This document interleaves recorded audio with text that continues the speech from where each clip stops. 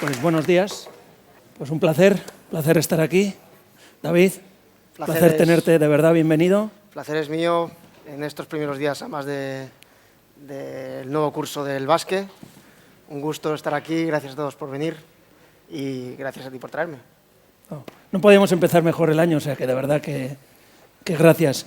Bueno, la idea que teníamos David y yo es tener una conversación, un diálogo, ¿no? Yo he preparado algunas cosas que yo creo que hay muchas cosas de las cuales podemos hablar.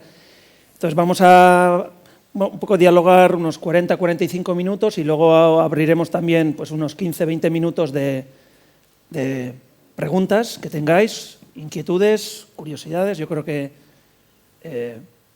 pienso que David tiene una perspectiva súper amplia de las cosas y creo que hay muchas cosas que espero que al final yo le decía que aquí estáis, bueno, el cuarto curso de grado, másters, algunos grupos también, un par de grupos de tercero.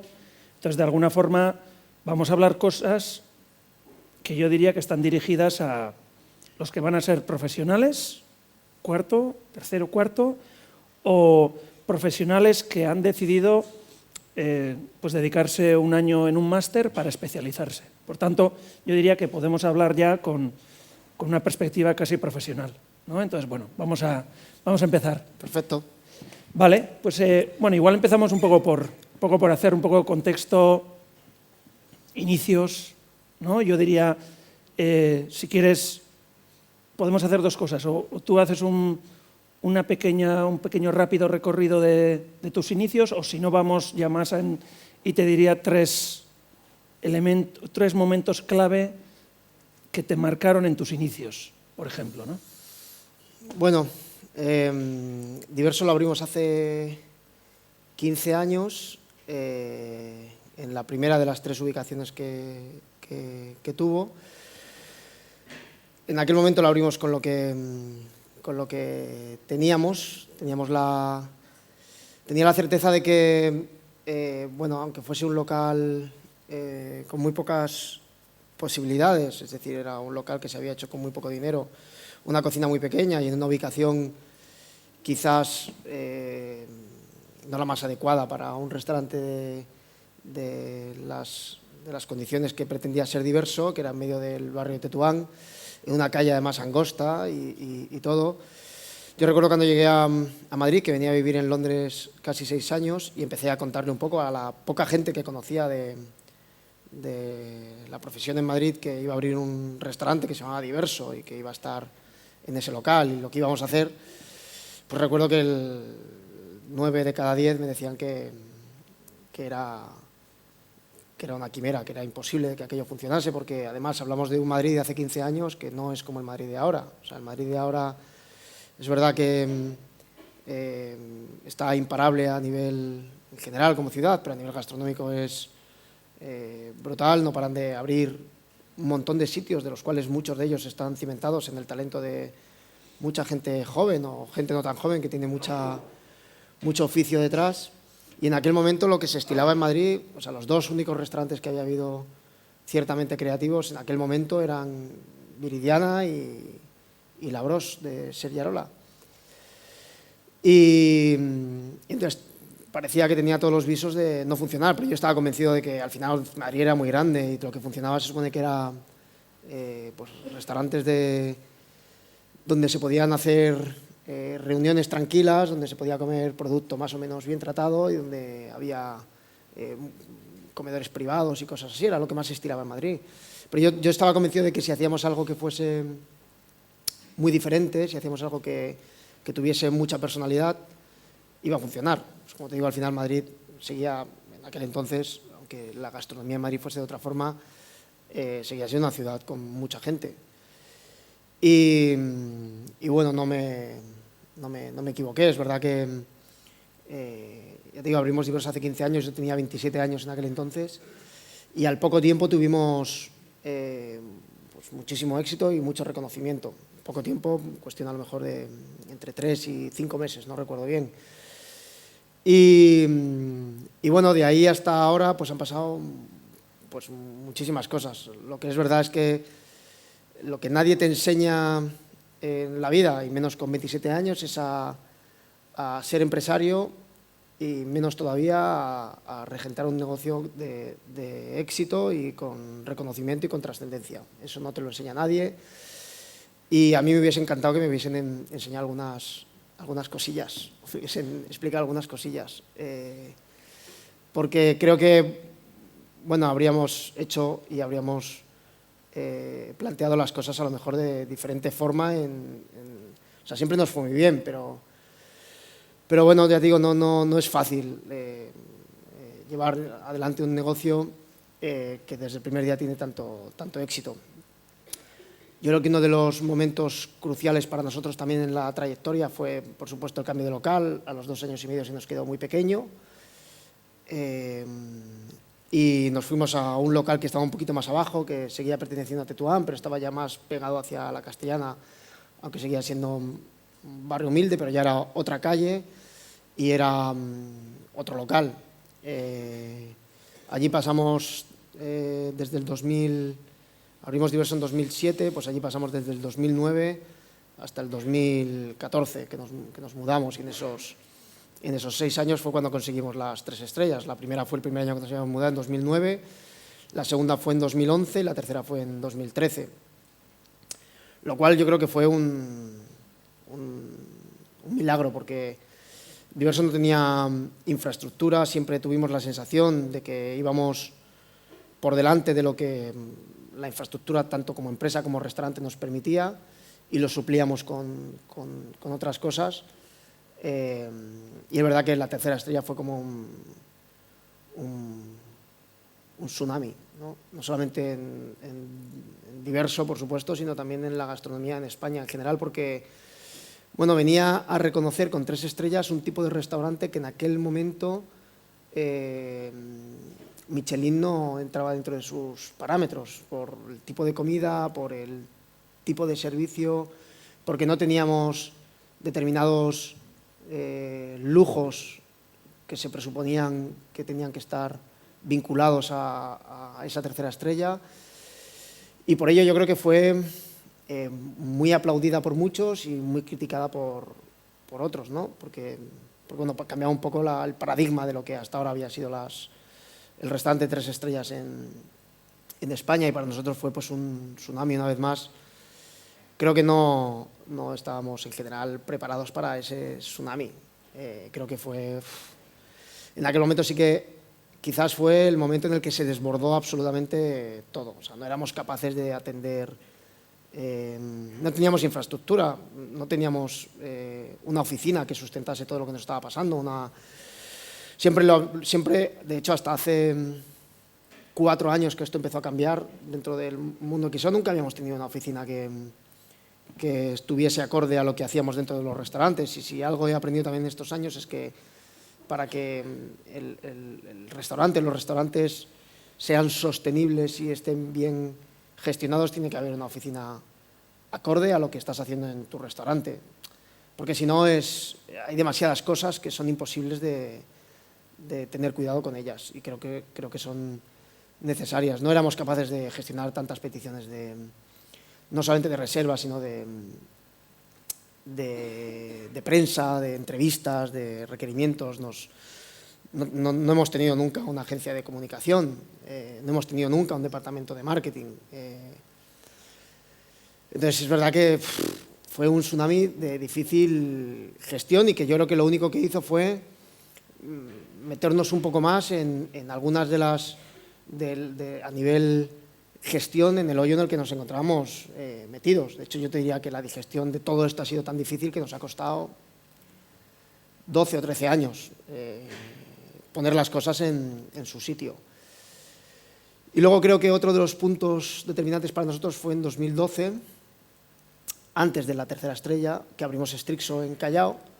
Una vez más fue un cambio de paradigma y como de las reglas preestablecidas, ¿no? Yo, una vez más, recuerdo haberle contado a la gente, en aquel momento nosotros teníamos 2 estrellas y era una de las mesas más demandadas de Madrid, si no la más, y y recuerdo que empecé a contar a la gente lo que quería hacer con Strixo, que no era otra cosa que una barra en la que no iba a haber asientos, una barra de 45 metros cuadrados, que era todo el local, en la que no había camareros, solamente había cocineros, y que además iba a estar dentro del Corte Inglés de Callao. Claro, esto hace 10 años. O sea, la única persona del mundo de la gastronomía que había hecho un restaurante dentro del Corte Inglés había sido Dani García con su Moraga en el Corte Inglés de Goya, y había durado 8 meses.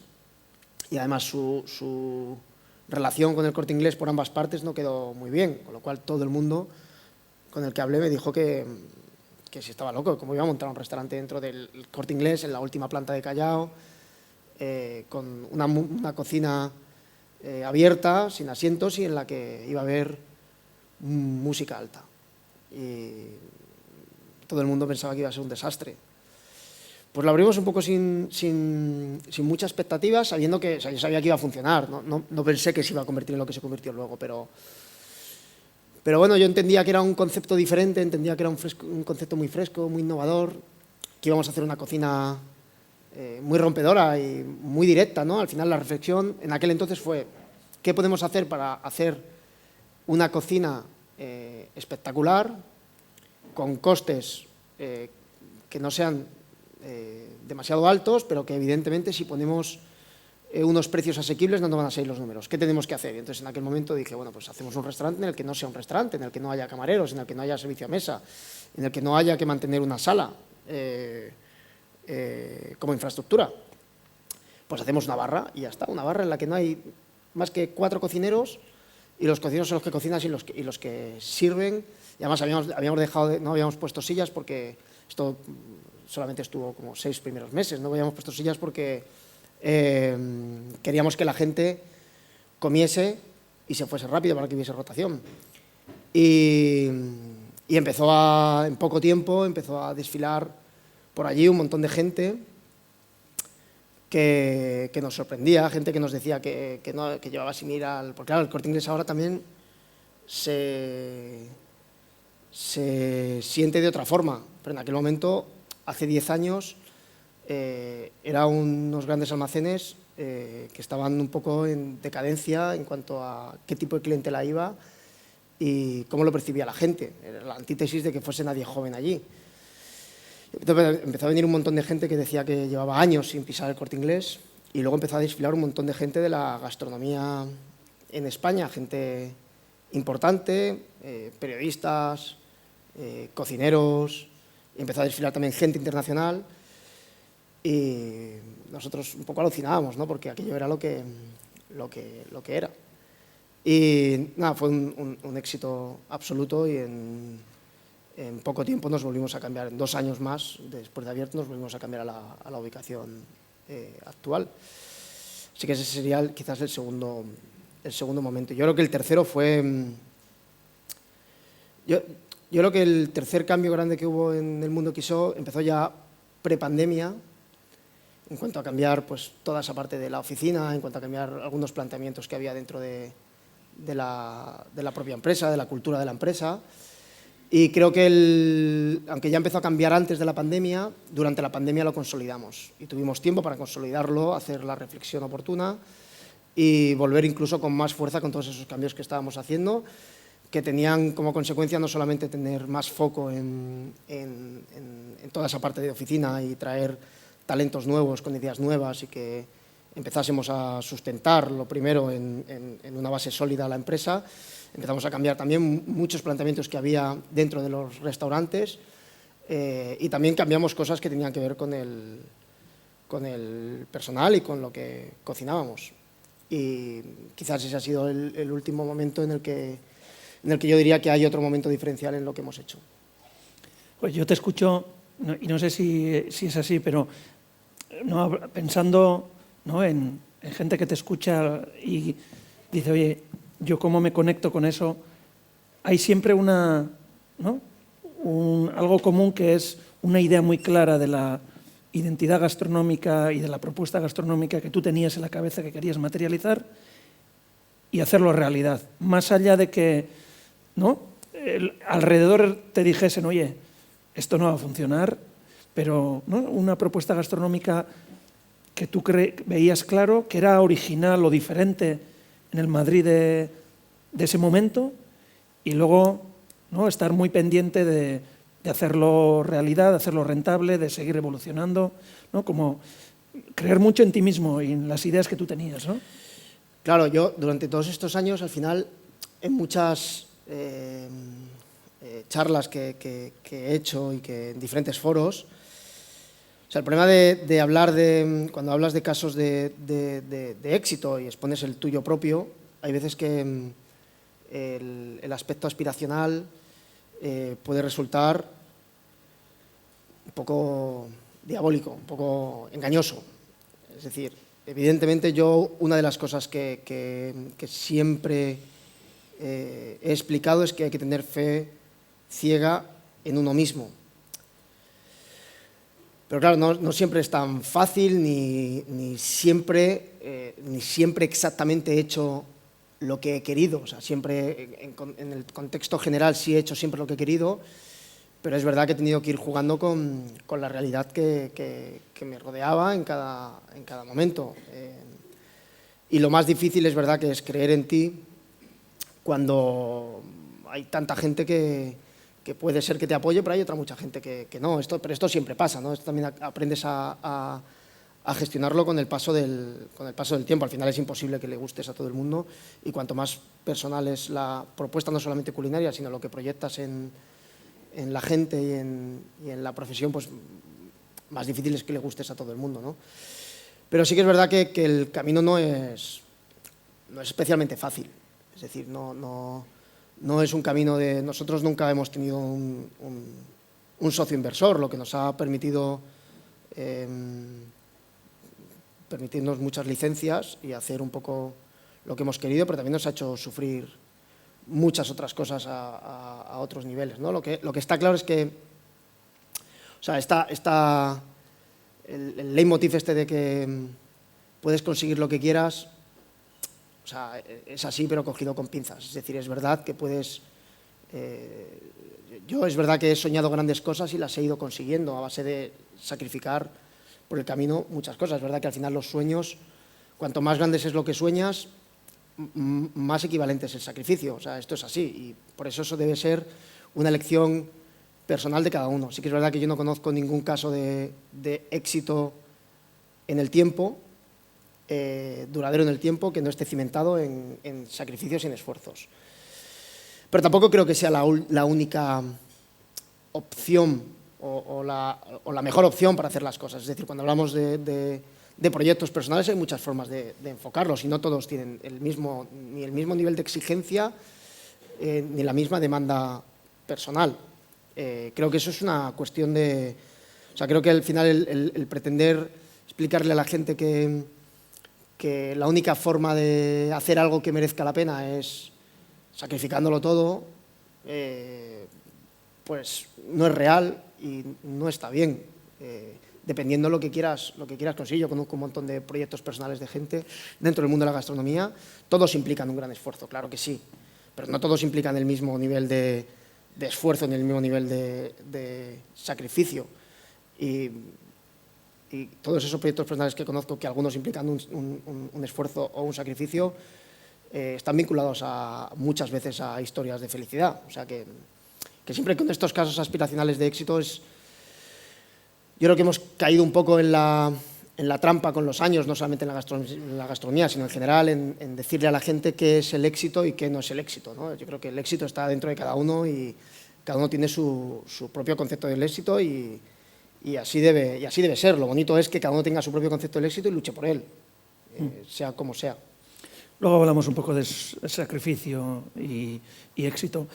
Yo lo que sí quería es también poner en valor, ¿no?, ese espíritu emprendedor o esa visión de la gastronomía que tú tenías del pre-COVID, ¿no?, cómo sigue produciendo también durante la pandemia, ¿no? Porque de alguna forma, por lo menos observando lo que has hecho, ¿no?, activas Gocho, el delivery coge una fuerza, es decir, hay mucha energía, mucha creatividad, también una forma de llegar a la gente, el food truck.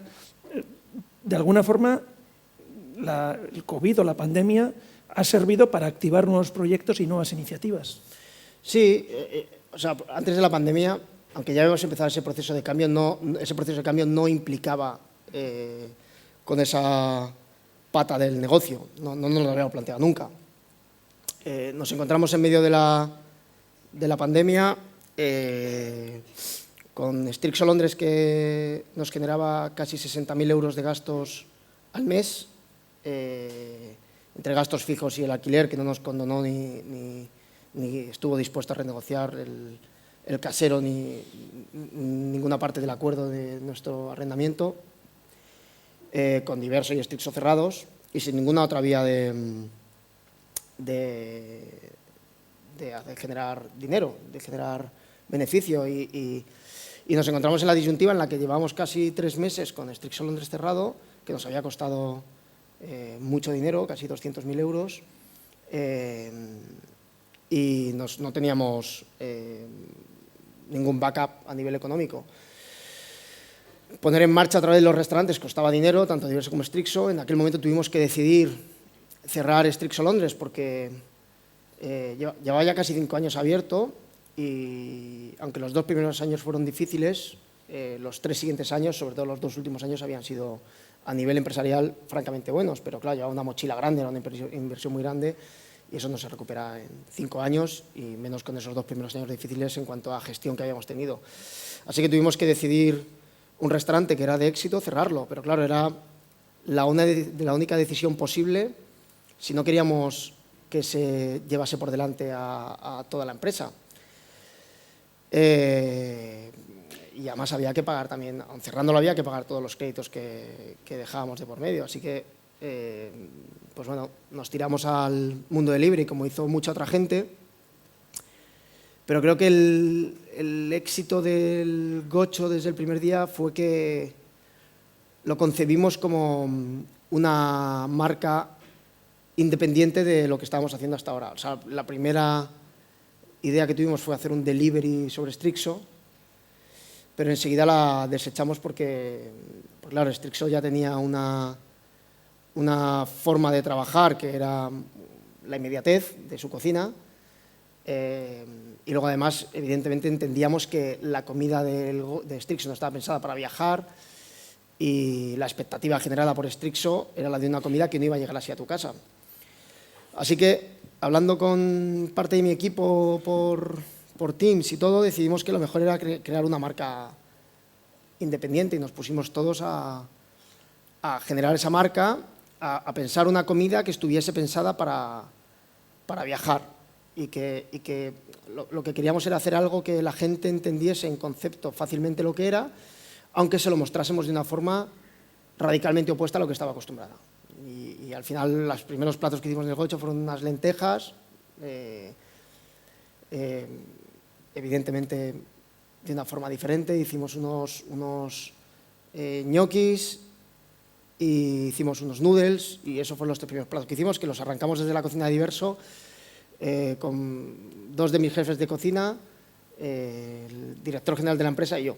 Y es verdad que desde el primer día fue un éxito, pero cuando ya generamos la marca ya la hicimos con el convencimiento de que queríamos que se quedase. O sea, no era una solución a nuestro problema, aunque pasaba por ser una pequeña parte de la solución a nuestro problema, pero sabíamos que desde el primer día, antes de ponerlo en marcha, que iba a funcionar.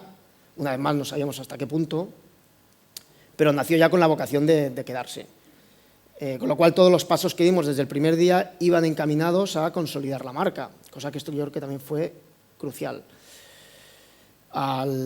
Después abrimos los restaurantes y todo, el Gocho siguió operando desde encima de Diverso, que era la cocina de catering y de eventos del propio hotel.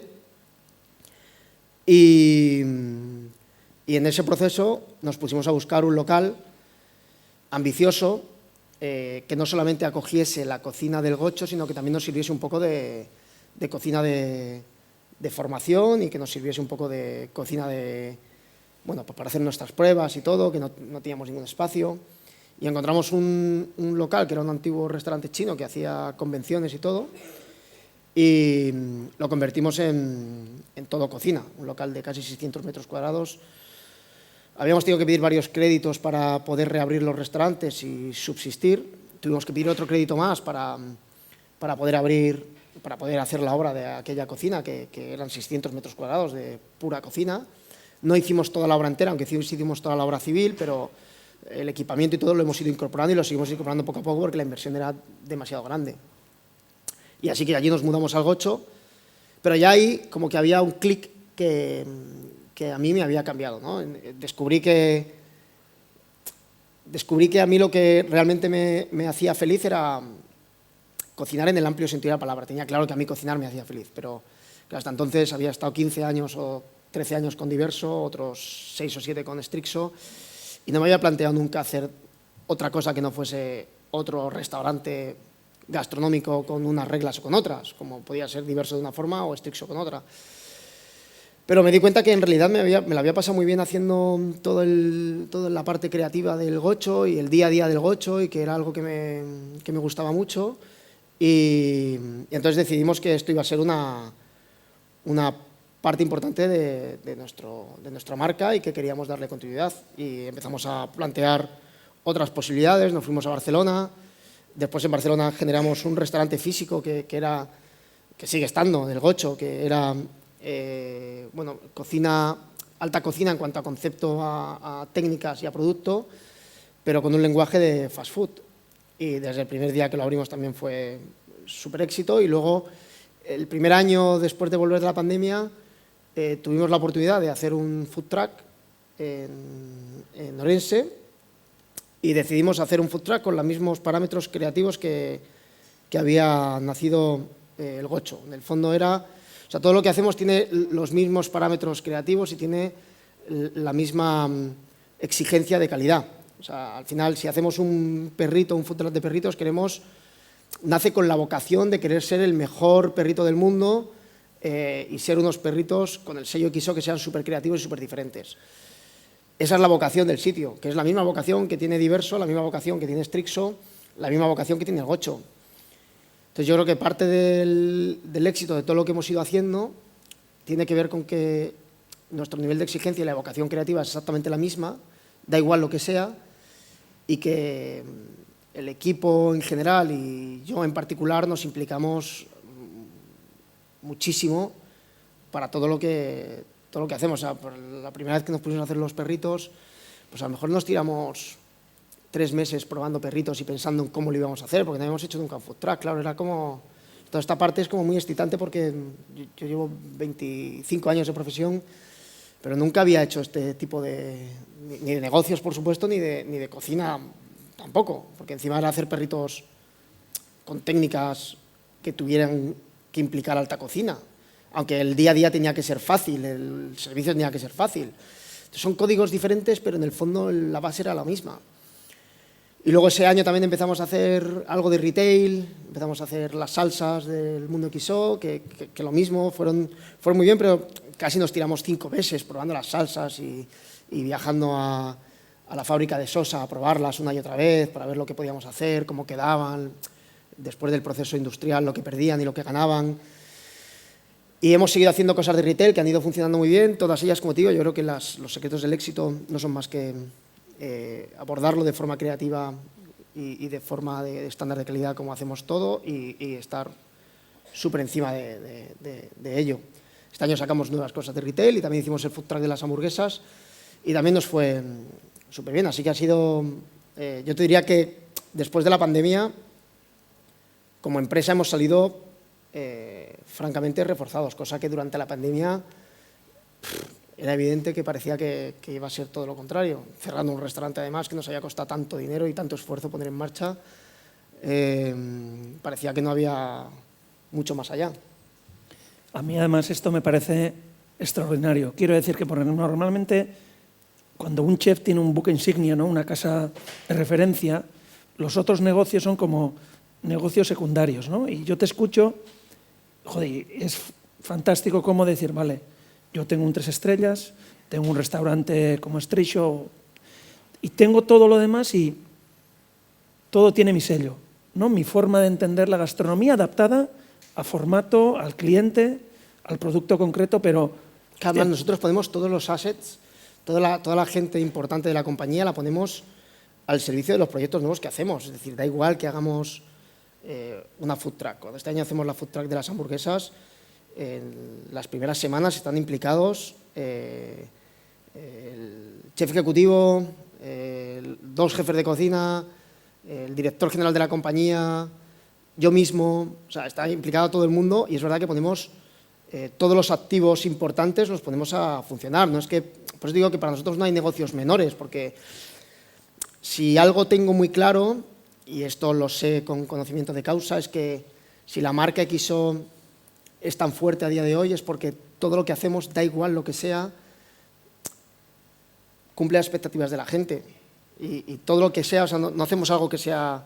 Hacemos cosas por ganar dinero, claro que sí. O sea, de hecho, lo primero que he aprendido en los últimos años es que si tengo una empresa de éxito que llega a un parón de 4 meses y se me hunde en la miseria, como me pasó, es que algo estoy haciendo mal. O sea, es que parece que el discurso de vocacional que tenemos los cocineros con respecto a nuestra profesión está reñido con ganar dinero. No, no, es que es la piedra, una de las piedras angulares que hace que todo funcione. Es decir, para que una empresa sea rentable, para que una empresa sea sostenible, económicamente, por supuesto, que es lo que estoy diciendo, pero a nivel empresarial y a nivel humano, tiene que ganar dinero. Entonces, hay veces que parece que en nuestra profesión está mal visto ganar dinero, cuando se da por supuesto en otras profesiones del mundo, porque hay ese componente como vocacional, como de servicio. Pero es que debe ser así.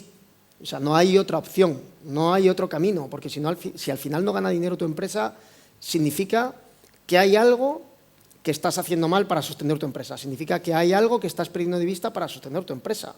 Entonces, claro que hacemos cosas por ganar dinero, pero aunque las hagamos por ganar dinero, también las hacemos porque nos gusta. Y como las hacemos porque nos gusta, ponemos todo el empeño en que cumpla lo que vende la marca XO. Entonces, por eso creo que al final, hagamos lo que hagamos, a día de hoy nos va a seguir yendo bien, porque todo lo que hacemos le ponemos mucho cuidado. Aunque haya cosas que evidentemente tengan unas connotaciones o otras. Es decir, cuando volvimos de la pandemia, que además estábamos, como te digo, a nivel económico, en una encrucijada. Nos ofrece una marca de bollería hacer un bollo y nos paga bien por hacerlo. Bueno, pues yo sabía, o sea, yo eso lo habría sido incapaz de hacerlo antes. En el fondo no estaba haciendo nada malo y además en el fondo estaba generando dinero para poder reabrir mis restaurantes. Entonces ahí perdí la vergüenza. Mentiría si dijese que no estuvimos muy encima, porque estuvimos muy encima. Fuese cual fuese el resultado, nos tiramos casi 4 meses de ir la pelota hacia un lado y hacia otro, intentando conseguir dentro de lo que era posible, que eran muy pocas posibilidades, conseguir lo que queríamos, el producto que queríamos. Y al final, por lo menos, estuvo a nivel conceptual cerca de lo que pretendíamos. Creo que hay veces que cocineros como yo o empresas como yo, por nosotros mismos nos vemos en nos creemos que tenemos la obligación de dar demasiadas explicaciones a la hora de hacer determinadas cosas. Y creo que no debe ser así. Creo que lo primero que hay que hacer es una empresa que sea sostenible económicamente. Y entonces, solamente así podrás hacer el resto de las cosas bien. Entonces, una cosa tiene que ver con la otra. Y hacer las cosas para ganar dinero no significa hacerlas mal. No significa... Hay muchas formas de ganar dinero y hay muchas formas de plantear las cosas. Venía hablando contigo del camino al aeropuerto, que el cambio de precio de Diverso, del que tanto se ha hablado en tantos sitios, tenía diferentes motivos. Principalmente tenía 2. Hacerlo sostenible económicamente, cosa que no había sido durante 15 años, y hacerlo sostenible humanamente. Ya está. Pero es que una es la consecuencia de la otra y la otra es consecuencia de la una.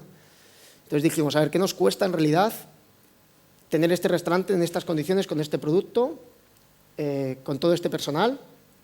¿Y qué tenemos que hacer para ganar dinero, poder seguir mejorando las condiciones laborales a todos los niveles de la gente que trabaja con nosotros?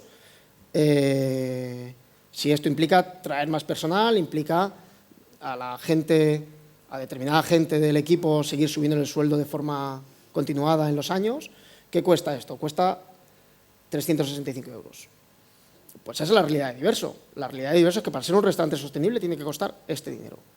Y yo tenía muy claro que si poner este precio al restaurante significaba que al final no iba a haber, podía ser, que no hubiese gente que estuviese dispuesto a pagarlo porque Diverso no pensaban que no lo merecía, entonces significaba que Diverso no debía existir. O sea, un restaurante que no está cimentado, cualquier tipo de negocio, estamos hablando de hostelería, cualquier tipo de negocio de hostelería o restaurante que no está cimentado en la sostenibilidad humana y en la sostenibilidad económica, significa que es que entonces no está bien conceptuado y que hay algo que falla. Y lo cambiamos básicamente por esta reflexión que me parecía y me sigue pareciendo súper básica. No, y tienes razón que a veces parece que hay que justificarse de que un negocio de un restaurante sea rentable, ¿no? Pero tiro del hilo que estás abriendo, ¿no? Porque de alguna forma dices, vale, 15 años, pandemia, es decir, de repente, ¿no? La empresa llega a un momento muy complicado, coges perspectiva y dices, bueno, entendiendo también la realidad de la gastronomía, la realidad de retener o mantener el talento en la empresa, si yo quiero hacer sostenible económicamente y humanamente, tengo que subir los sueldos. Y me gustaría hablar un poco de lo que significa hoy en día para ti la parte de sostenibilidad del equipo y de las personas del grupo de Diverso y del grupo, ¿no? Claro, o sea, la cosa es que o sea, queríamos hacerlo sostenible a nivel condiciones laborales en general y no estamos donde queremos estar, pero es verdad que hemos avanzado muchísimo, muchísimo.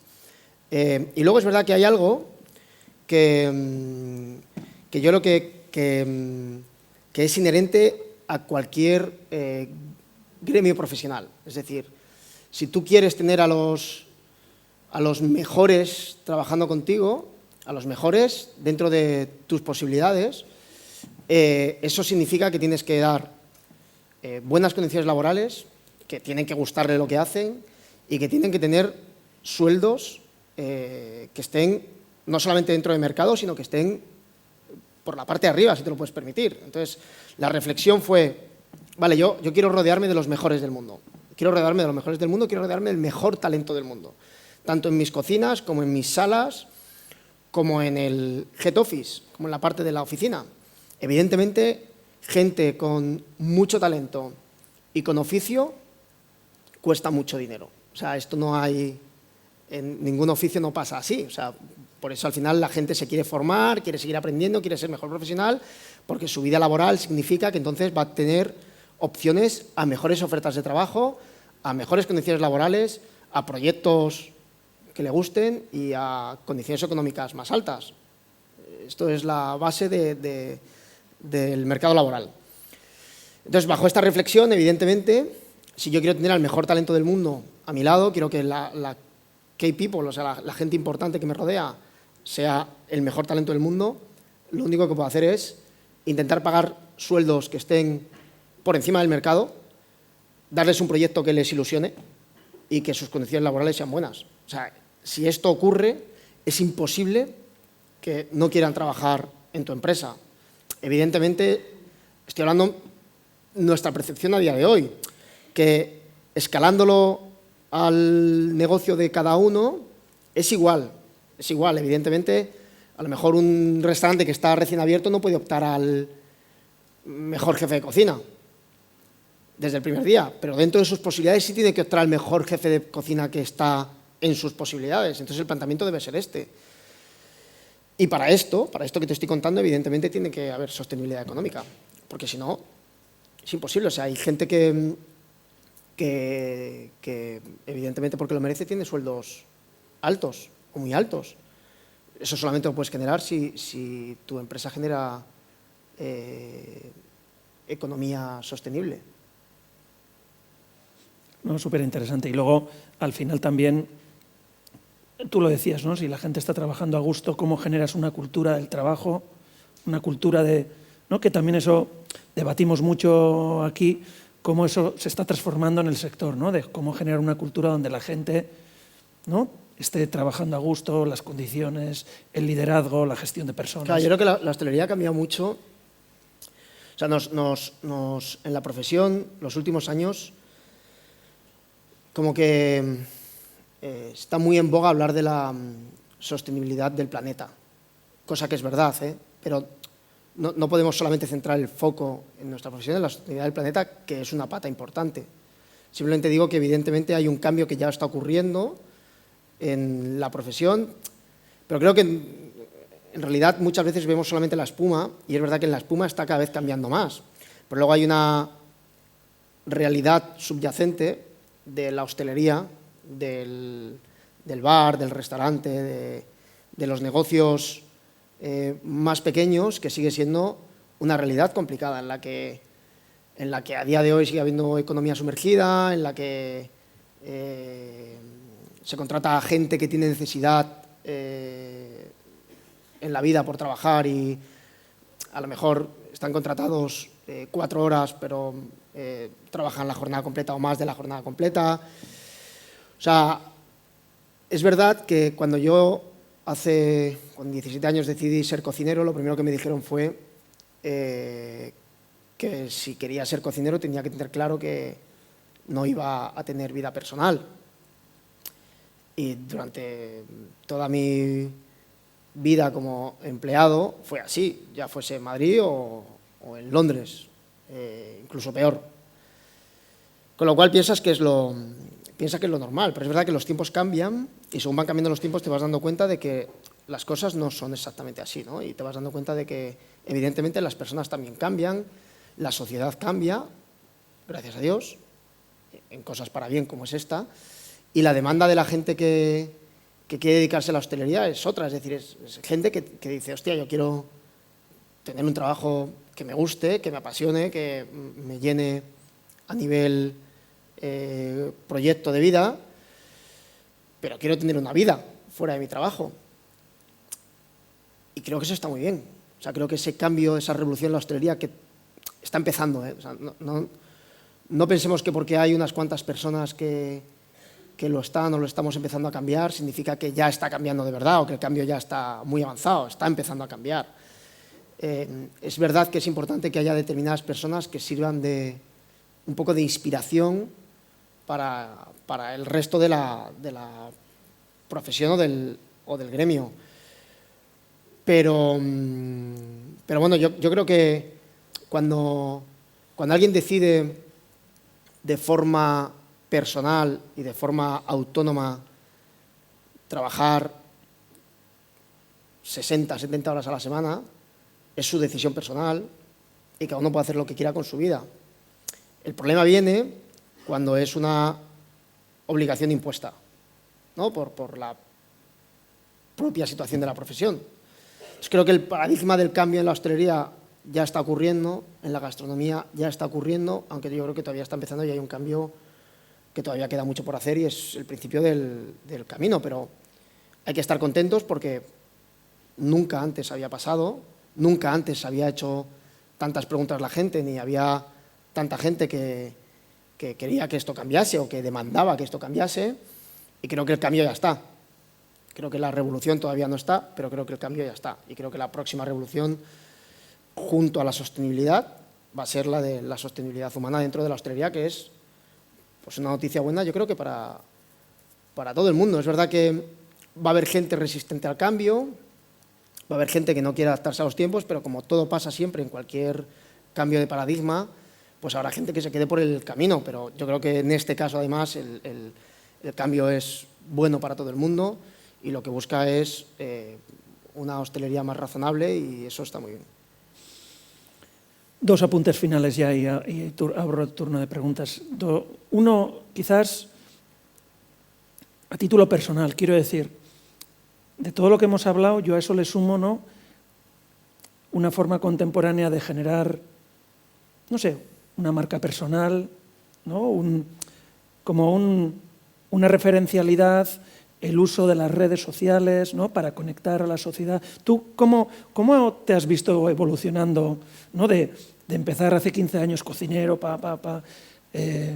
trabajo, venga, y de repente dar el salto a generar, bueno, a ser consciente de que, bueno, eras una persona importante, referencia, y cómo las redes sociales te podían ayudar a conectar con el cliente de Diversio, con el de Street Show, con el del Food Truck, y cómo eso tú lo, O sea, yo lo creo piensas, que ¿no? las redes sociales son tremendamente positivas para los negocios si se saben gestionar bien. O sea, creo que tienen muchas más connotaciones positivas que negativas, pero es como todo, si no se enfoca o se gestiona bien o se plantea bien, puede ser un problema más que algo que sume. Pues yo al principio las redes sociales las utilizaba un poco como divertimento y luego han terminado convirtiéndose en parte de mi trabajo o en parte de cómo comunicamos las cosas. También siempre he tenido claro que sigue teniendo esa parte de divertimento. De hecho, o sea, ahora ya la gente no se extraña, pero es verdad que ha habido momentos en los que ha habido mucha gente dentro de la profesión, hace ya muchos años, que ponía el grito en el cielo con según qué cosas. Desde el fondo, te voy a hacer una reflexión como un poco... Voy a reconocer que es un poco sesgada, pero es la realidad. Después de darme las 3 estrellas Michelin, el primer año que estaba con Cristina, que ya llevo 8 años, fue el primer año que me puse el vestido de las campanadas de Cristina. Y recuerdo que esto fue como la bomba de una bomba nuclear en medio de cierto sector más conservador de la profesión. Era como, ¿cómo puede ser que este tipo, que tiene 3 estrellas Michelin, que se supone que es una voz autorizada dentro de nuestra profesión, reconocido en sus redes sociales, se vista con un vestido de mujer? O sea, yo lo primero que me pasó fue que me sorprendí. Lo segundo, que me indigné, porque fue como, ¿pero qué pasa? Que si a mí me gusta, de verdad, o sea, lo digo objetivamente, si a mí me gusta travestirme en mi vida, significa que soy peor cocinero. Que significa que mi orientación sexual o mis apetencias en la vida significa que tienen que ser juzgadas para juzgarme, porque esto fue lo que pasó. Y lo tercero que hice fue pasar un poco de ello. Dije, mira, yo me divierto haciendo lo que me da la gana, no tengo por qué estar dando explicaciones constantemente a nadie, y a día de hoy es un poco lo que hago con las redes sociales. O sea, yo soy consciente de que para lo bueno y para lo malo tengo mucha repercusión y mucha trascendencia. Intento que tanto para lo bueno como para lo malo eso no me condicione en exceso sobre lo que quiero hacer en mi vida y por extensión en mis redes sociales, porque o sea, mis redes sociales las llevo yo, lo hago yo y hago lo que me apetece. Entonces, si hay gente que se siente...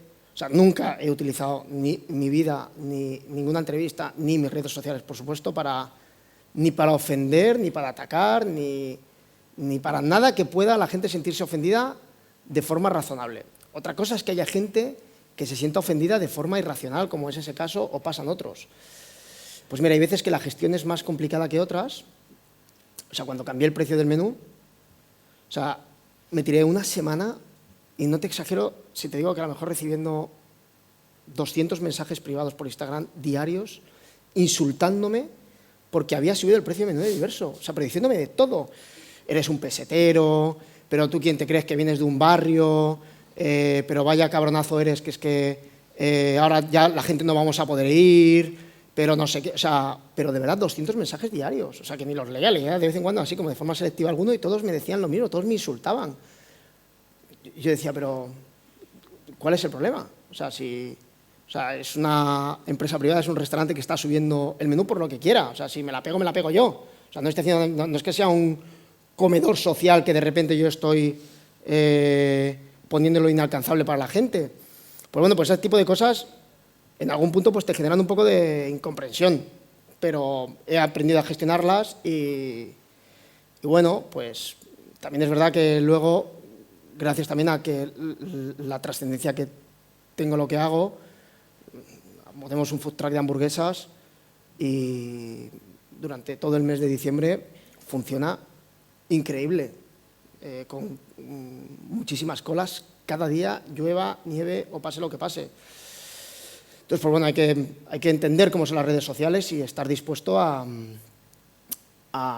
contemporarizar e intentar dejar de lado lo que no nos guste y hacer uso positivo de ellas. Súper interesante, podríamos hablar una hora de eso, la verdad. Voy a terminar. Te voy a preguntar un poco sobre el futuro, ¿no? Aquí hay muchos estudiantes que, bueno, están pensando, sobre todo ellos piensan al futuro, ¿no? Porque su vida es el futuro. ¿Cómo ves la cocina creativa? Es decir, ¿cómo ves, pensando en el futuro, la evolución de la creatividad en la cocina? Claro, cuando hablamos de cocina creativa, siempre, los últimos años ha estado vinculada a restaurantes de precios altos. Hostia, pero es que hay creatividad en el mundo de la cocina y en el mundo de la hostelería a muchos niveles. Puede haber un sitio muy creativo con un modelo de negocio que cueste 20 euros, perfectamente. O sea, eso no está vinculado a la creatividad. Además, ha habido durante muchos años, quizás porque han pasado cosas y han pasado cocineros en este país con un peso brutal y que han hecho cosas a nivel mundial increíbles, durante muchos años ha parecido que en realidad a lo que tiene que aspirar un cocinero creativo es a montar un restaurante de súper éxito en el que el precio del cubierto evidentemente va a ser elevado y en el que te dan 1, 2 o 3 estrellas Michelin. Yo creo que ese paradigma está empezando a cambiar, cosa que también está muy bien. Creo que esa tendencia ya cada vez en más gente joven lo está percibiendo de una forma diferente. Creo que es necesario. Es necesario porque además creo que ha habido a nivel mundial una eclosión exagerada de restaurantes creativos de ticket alto y creo que evidentemente no hay... O sea, creo que los que van a sobrevivir en el futuro, ese tipo de restaurantes de ticket alto creativos, van a ser los que realmente a nivel mundial merezcan el desplazamiento, merezcan la experiencia y sea realmente algo único, por lo que la gente está dispuesta a hacer el esfuerzo personal, económico y lo que haga falta por vivir una experiencia única. Creo que luego hay otros tipos de negocios que igualmente pueden proporcionar experiencias únicas en rangos de precio totalmente variados. Y creo que el mundo de la cocina creativa creo que va un poco hacia esa búsqueda de hacer algo único, súper creativo, súper personal y que tenga las connotaciones económicas y las implicaciones de esfuerzo personal que cada uno, cada persona, cada empresario que lo haga, quiera imprimirle a su negocio. Y no por ello tiene que ser, como digo, menos reflejo del éxito de esa persona como empresario o como profesional. Creo que esto hay que empezar a normalizarlo un poco más y no hablar a nivel aspiracional de que el único tipo de... Para ser un gran cocinero tienes que tener un tipo de restaurante. Creo que ya hay una realidad de grandes cocineros jóvenes y no tan jóvenes que tienen éxito, mucho éxito y son tan increíbles como Martín Berasategui o como otros grandes de la gastronomía haciendo cosas que no tienen que ver con ese tipo de modelo de negocio. Sí, que se trata de abrir, ¿no? Claro, es que cocina creativa no significa precisamente ese tipo de negocios, ¿no? Creo que una panadería puede tener un estilo muy creativo y muy único. O sea, un sitio de una casa de comidas que tenga menú del día puede ser igual de creativo en cuanto a la esencia que diverso. Evidentemente en dos campos diferentes y en dos estratos diferentes, pero a nivel creativo puede ser igual de creativo. Perfecto. ¿Te parece que abramos un poco de ronda de algunas preguntas que podáis tener? La verdad que hemos cubierto un montonazo de temas. Si alguien tiene alguna pregunta, que levante la mano. Jorge, aquí, segunda. Igual el que haga la pregunta se presente, diga se presente nombre, qué estáis cursando, básicamente para que David os identifique. Buenas, ¿se me oye, no? Sí. Sí, soy Alberto del máster de cocina salada y tengo una pregunta. A nivel marketing, digamos que nosotros como vamos a empezar ahora un poco más en el nivel profesional y en un futuro más próximo a lo mejor montar un negocio, cuando tú arrancas en Tetuán, el tema marketing y todo eso, ¿cómo lo arrancas? ¿Cómo te das a conocer a nivel de contactos o abres directamente y que la gente empiece a venir? Porque ahora mismo con las redes es mucho más fácil, ¿no? Pero... Pues en aquel momento no tenía ni Twitter ni Instagram. O sea, Twitter existía, Instagram no. Pero yo no tenía cuenta de Twitter, no tenía agencia de comunicación y no tenía, por supuesto, no tenía departamento de marketing porque éramos 5 personas en el restaurante. Pues nada, abrimos el restaurante y es verdad que los 3 primeros meses venían a comer mis padres y 4 mataos más que eran amigos míos o que me conocían de otros años, pero, o sea, de haber trabajado con ellos en Madrid, compañeros de profesión, o amigos de mis padres, o amigos de un amigo, pero vamos, el restaurante hacía, pues a lo mejor por la mañana hacíamos 2 mesitas y por la noche hacíamos 1 mesita, algo así. Es verdad que en el momento en el que, a los 3 o 4 meses, no recuerdo quién fue el primero, pues al final, o sea, yo creo que el boca a oreja sigue funcionando. Y ahora es verdad que el boca a oreja está amplificado por Instagram, Twitter y las redes sociales. Es decir, ahora cuando alguien lo hace bien en un restaurante, si lo hace bien de verdad, y al final esto se reduce básicamente a que la gente que vaya se vaya feliz y que haya la mayoría de la gente que se ha ido se vaya feliz. O sea, se reduce, es tan primitivo como esto. Entonces, en aquel momento el boca a oreja fue un poco más lento, pero en cuanto se disparó, y empezó a venir mucha más gente y la gente empezó a oír hablar de Diverso y empezó a venir gente que tenía más altavoz y esa gente que tenía más altavoz empezó a irse contenta, pues fue un poco imparable. Pero a día de hoy yo veo en diferentes partes de España o incluso del mundo restaurantes que al poco de abrir, si lo hacen francamente bien, enseguida cogen carrerilla y empieza a irles más o menos bien. Un caso que ha pasado ahora, por ejemplo, en Madrid. En Madrid se abren muchísimos restaurantes al mes. Al año ni te cuento. Con lo cual, la novedad siempre queda eclipsada por la siguiente novedad. Pues mira, uno de los restaurantes que ha abierto en octubre, que es Hugo Chan, pues Hugo, que es un cocinero que lo conocemos la gente de la profesión, pero viene de trabajar en uno de los grupos, del grupo La Rumba, que tiene muchos negocios y ninguno está vinculado a su nombre. Abre en octubre en medio de otras muchas aperturas que hay en Madrid, súper rimbombantes, algunas como marcas como Zuma. Y Hugo, de octubre a ahora, cuelga el cartel de no hay billetes, de no hay mesas, cada día en su restaurante en menos de 3 meses. ¿Por qué? Pues porque lo hace muy bien, porque hace algo muy diferente, porque hace algo muy creativo y porque ha sabido conectar con el público. Entonces yo creo que todo lo que tenga que ver con comunicar un restaurante nuevo tiene que haber verdad. Y creo que no hace ningún bien, es decir, yo también veo casos de restaurantes nuevos abiertos que desde el primer día trabajan con una u otra agencia de comunicación y que desde el primer día tienen un estilo de comunicación muy profesionalizado, y lo digo en el aspecto poco atractivo de la palabra.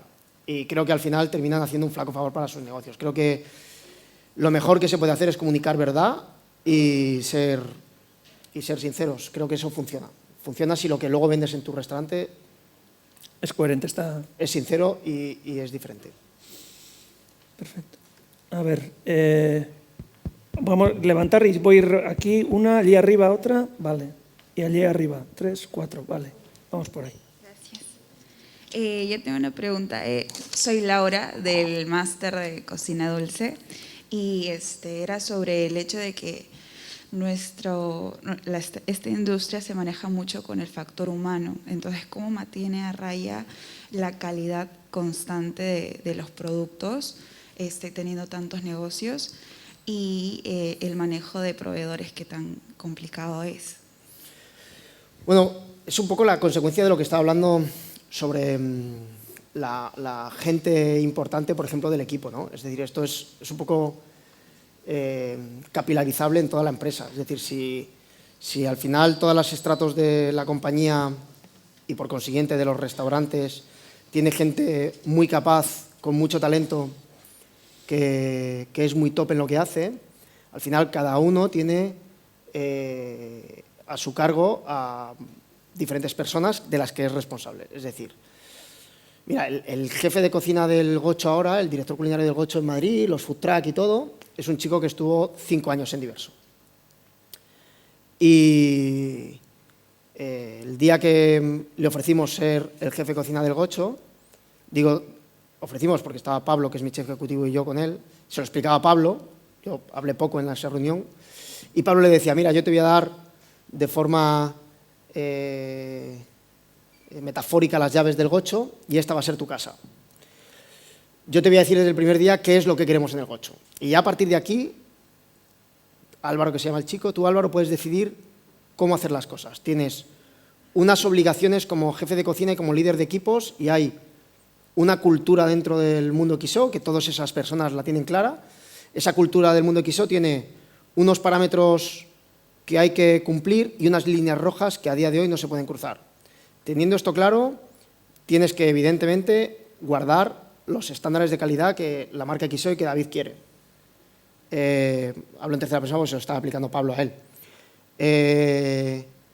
Álvaro, que es un tipo con mucho talento, yo es que en realidad a Álvaro no le pongo en el Gocho, en su día a día, yo no le pongo, ni yo ni nadie de la compañía le pone ni horario, ni reglas más allá de estas reglas que sí están preestablecidas dentro de la empresa. Él sabe lo que puede y lo que no puede hacer y él sabe cuáles son sus objetivos. A partir de ahí, a nosotros nos da igual que Álvaro se organice su tiempo como quiera, como si, es una forma de hablar, pero como si trabaja 4 horas al día. Si con 4 horas al día él es capaz de llevar al Gocho donde queremos que esté y el personal del Gocho está como queremos que esté, pues a mí, si con 4 horas al día es capaz de hacerlo, pues es impensable, es imposible, es muy difícil, pero si de verdad fuese así, yo no tendría nada que decir. Entonces es verdad que cómo se controla teniendo gente en todos esos restaurantes, en los diferentes departamentos, gente con mucho talento que sea top en lo que hace, dirigiendo diferentes áreas. Y cuando tienes esto, si es la gente adecuada, todo lo que pasa por debajo funciona bien. Pero por eso hay que ir de arriba hacia abajo y todo lo que va pasando en esa pirámide tiene que estar bien construido. Perfecto. Allí arriba, sí. Aquí, ¿qué tal, David? Habla David también de cuarto grado, y en la conversación mencionaste que el éxito es algo un poco relativo y a mí me gustaría saber tu definición de éxito como profesional y como persona. Gracias. Pues, o sea, yo creo que la definición de éxito es un poco la que estaba yo diciendo. Creo que está muy vinculada a cada persona. Yo creo que cada persona, tanto a nivel profesional como a nivel profesional y personal, tiene su propio concepto de éxito. Y creo que hay que ser consecuente con lo que uno quiere en la vida y con lo que uno quiere para su negocio. Creo que solamente siendo consecuente con ello, por eso hablaba también de la fe ciega, porque lo que a mí me puede parecer que es un proyecto de éxito puede ser que para ti no lo sea y viceversa. Entonces, por eso yo creo que radica en el interior de cada uno decidir qué es un proyecto de éxito, y lo que tengo claro es que un proyecto de éxito es el que es sostenible, si hablamos a nivel empresarial, a nivel profesional, el que es sostenible a nivel empresarial, a nivel humano y a nivel económico, y que le hace feliz a la persona que lo ha creado, ¿no? Creo que eso es un proyecto de éxito y creo que eso es la definición de éxito que debería ocuparnos a todos los que somos o que quieren ser empresarios. Perfecto. Ahí había, sí. Hola, ¿qué tal, David? Soy Marcos, alumno de cuarto de grado, y yo quería saber cómo funciona la parte creativa de tus conceptos. Es decir, a la hora de crear o de sacar un plato nuevo, sea cual sea el restaurante, todo nace de ti, de tus ideas y de por donde tú quieres ir, o tus jefes de cocina pueden sacar un plato nuevo, tienes un I+D, ¿me explico? Pues mira, en toda esta parte que he contado de mejora de la empresa y de crecimiento del mundo XO, este es uno de nuestros debes. Es decir, no tenemos una cocina de creatividad, que deberíamos tenerla, porque cada vez tenemos demanda de hacer más cosas y hacemos más cosas. Este año abrimos Rabioxo, que en realidad vamos tarde porque no estamos teniendo tiempo para hacer las creatividades. Se supone que a final de año estaremos abriendo también Strixo en Dubái, que tendrá que tener unas creatividades diferentes al Strixo de Madrid. Tenemos por el camino este año un par de proyectos que probablemente salgan adelante y que también van a necesitar pues, de trabajo creativo, más todo el trabajo creativo que hay en el día a día, en un restaurante como Diverso, en un proyecto como El Gocho, en Strixo. No tenemos una cocina de creatividad, cosa que nos preocupa y que estamos en ello.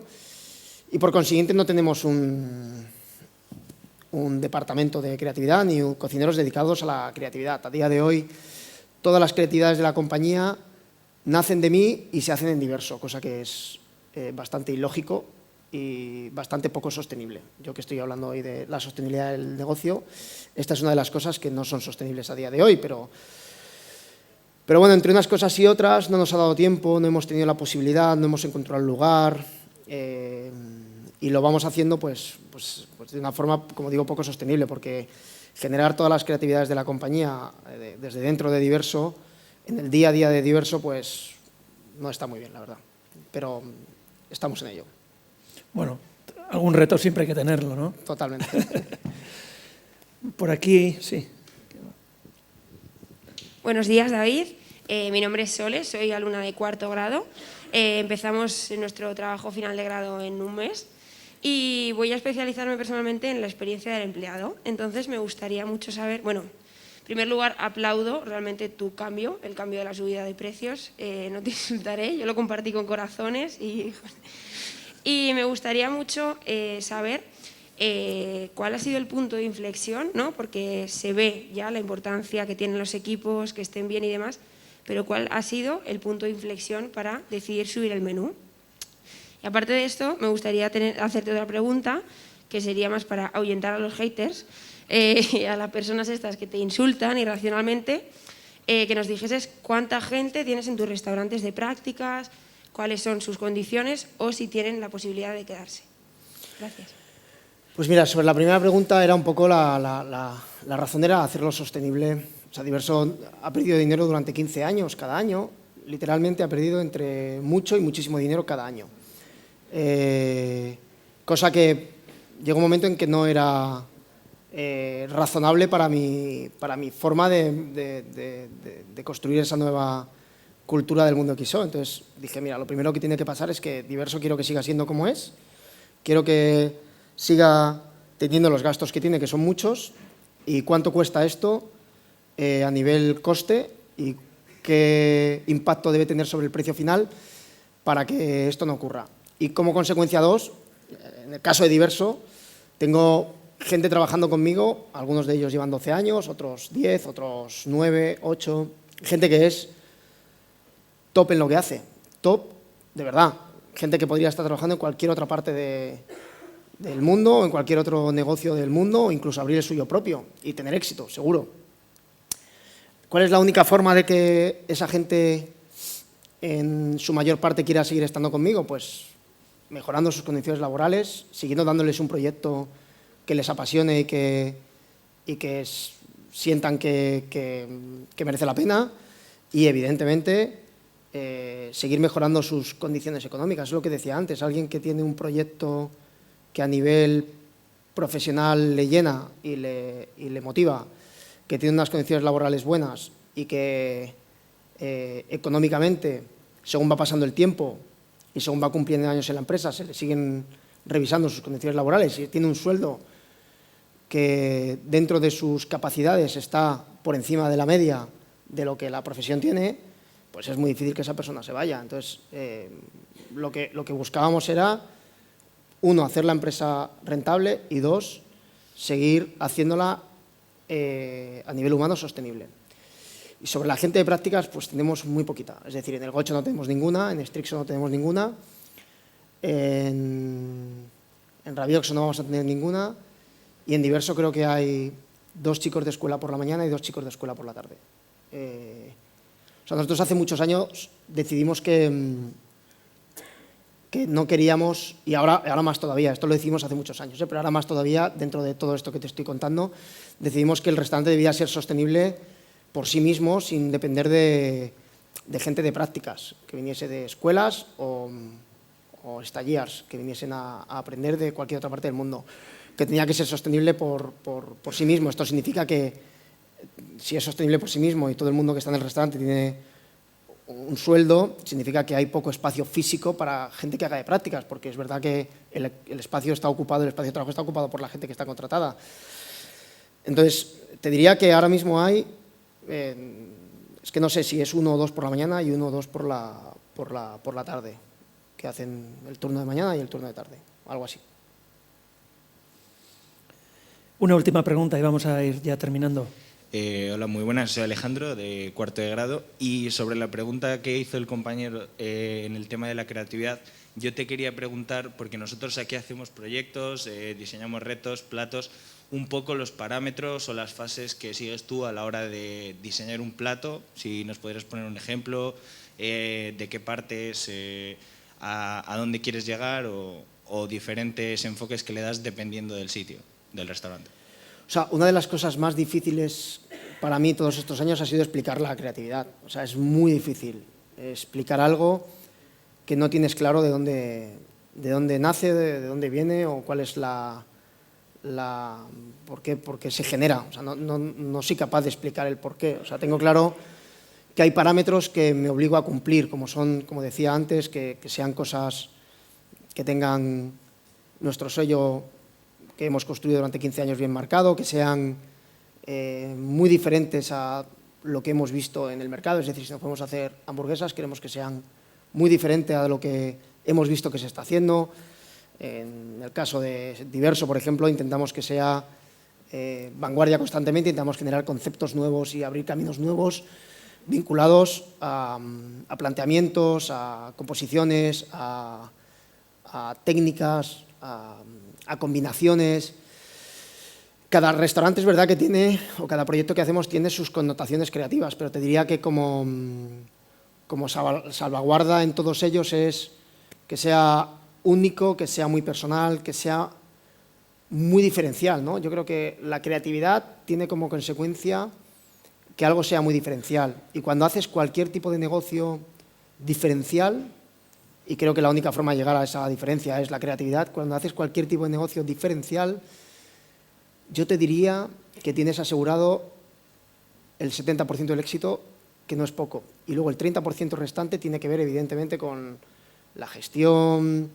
Pero si tienes la diferencia, tienes el público, que es lo más difícil de conseguir. Luego el resto, es decir, una cosa debe ser la consecuencia de otra. Si no tienes público, ya puedes tener la mejor gestión, ya puedes tener la mejor infraestructura, ya puedes hacerlo todo muy bien, que si no tienes la demanda, no tienes nada. Pero si ya generas la demanda a través de la creatividad, luego tienes ese 30% restante, que es la de sustentar tu negocio y darle sentido a toda esa creatividad que has puesto en marcha en tu negocio. Pero yo creo que lo más importante es que la creatividad te haga llegar a un punto en el que te hace ser único.